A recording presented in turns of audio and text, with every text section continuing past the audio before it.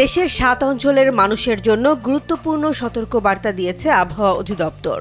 দমকা থেকে ঝোড়ো হাওয়ার সঙ্গে বজ্রবৃষ্টির আশঙ্কায় সংশ্লিষ্ট নদীবন্দরগুলোকে দেখাতে বলা হয়েছে ১ নম্বর সতর্ক সংকেত।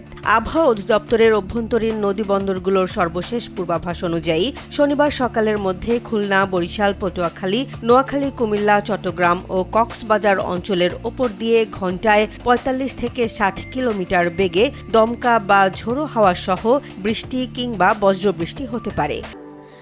স্যান্ডেলিনা সো রূপচর্চায় আভিজাত্য। এ কারণেই এসব এলাকার নদীবন্দরকে ১ নম্বর সতর্ক সংকেত দেখাতে বলা হয়েছে। বিশেষ করে নদীপথে চলাচলকারী নৌযান, মাছ ধরার ট্রলার এবং ছোট নৌকার চালকদের বাড়তি সতর্ক থাকার পরামর্শ দেওয়া হচ্ছে। ঝোড়ো হাওয়ার কারণে নদীতে হঠাৎ উত্তাল পরিস্থিতি তৈরি হতে পারে, যা স্বাভাবিক নৌ চলাচলে বিঘ্ন ঘটতে পারে।